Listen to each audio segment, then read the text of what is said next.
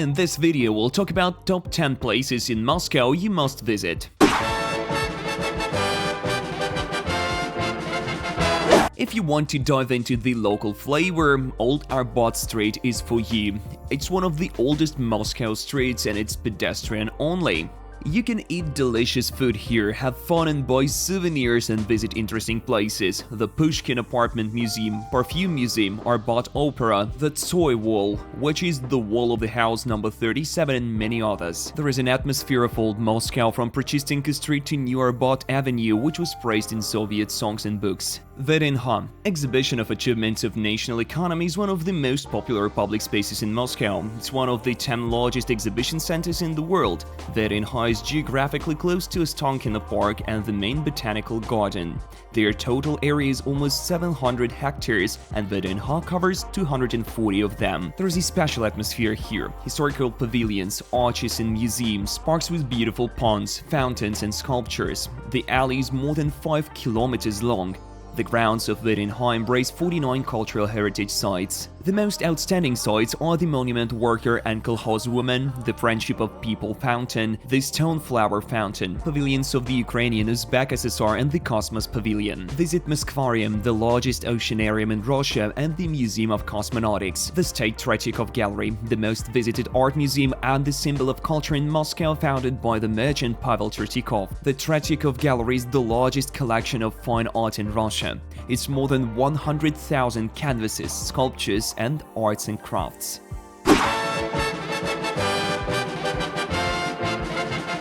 Moscow State University Apothecary Garden. The oldest botanical garden in Russia was founded during the reign of Peter the Great. It was initially planned to grow medicinal plants here. Legend has it that the Tsar himself planted evergreen trees, some of which still delight visitors.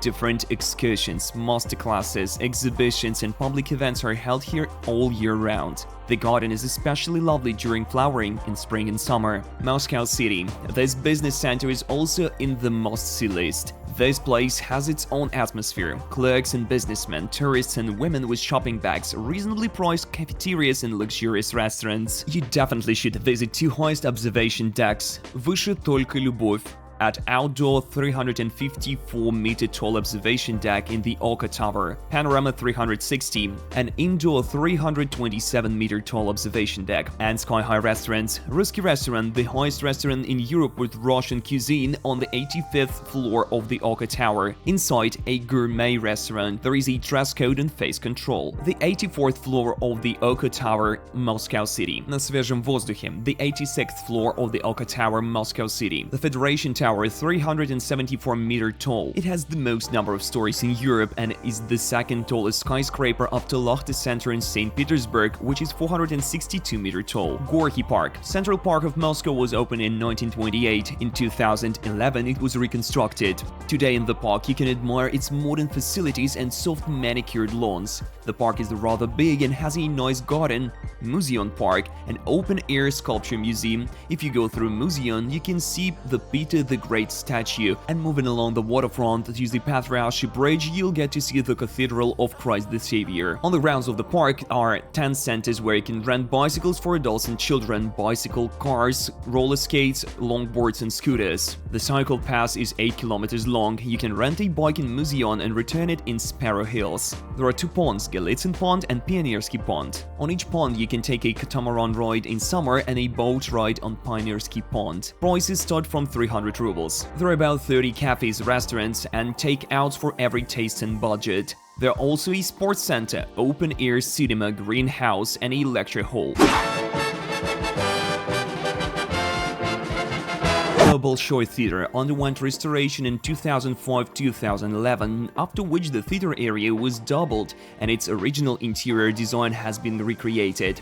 It's famous for best ballet and opera performances. Russian emperors often visited the theater, despite the fact that St. Petersburg was a capital back then and it was a long way to the theater. Performances are held on the historic and the new stage. Ticket prices vary from 5 to 30,000 rubles. Tsaritsyno Palace. Construction of the stage remained incomplete over a span of several centuries. Its architecture is astonishing. The construction started in 1776 and lasted till 1785. In 1785, the Empress Catherine II visited the palace and was very disappointed. Retrofit projects were immediately made by Bazhanov and Kazakov. She didn't like Bazhanov's project either, and the architect was removed from construction. Some of the Bazhanov's buildings were removed to realize Kazakov's project. It lasted till 1795 but still was not finished. The palace has eventually turned into ruins. Walls stood without a roof, many of the intermediate floors crashed down. At the end of the 20th century, the palace building was used to train alpinists. 2005-2007, the palace was reconstructed to become the museum. They returned its 18th century interior design, made new roofs from one of the Kazakov's project, and a new pavilion for entering the museum. The Grand Palace has exhibits from Catherine II's reign, and if we go further, there are greenhouses with plants which were grown in the 18th century. People go to Tsaritsyno to walk along the curving and thorny paths, admire the swans in local ponds, take a photo next to Gothic buildings. Concerts are often held in the park. Red Square. Subway is the most convenient way to get to Red Square. The closest interchange consists of 3 stations: Охотный ряд, Театральная, Площадь Революции. When you leave the subway, find the sign with the Manege Square. Then you need to go through the Resurrection Gate at the main entrance to Red Square, and you'll see the magnificent view of the Kremlin Tower, St. Basil's Cathedral, legendary department store GUM, the State Historical Museum, Lenin's Mausoleum, ancient churches and cathedrals. In 1995, a symbolic sign was established next to the Resurrection Gate, kilometer 0 of Russian roads. It is believed that if you will turn your back to the gates, stand right on the golden sign, make a wish and throw a coin over the shoulder, your wish will certainly come true. Along the western wall of the Moscow Kremlin is the Alexander Garden, which was laid out in 1812. It stretches from the Revolution Square to the Kremlovsky Embankment and consists of 3 parts: upper, middle, and lower gardens. Cathedral Square of Kremlin. That is where the construction of Moscow began, in Cathedral Square in the heart of the Kremlin.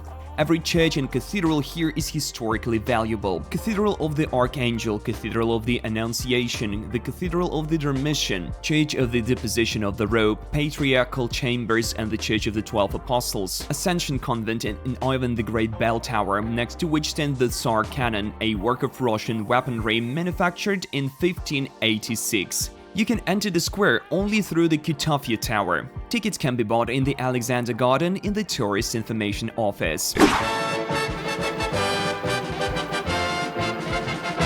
We've just covered top 10 places in Moscow. We also recommend the Moskva River tour by motorship.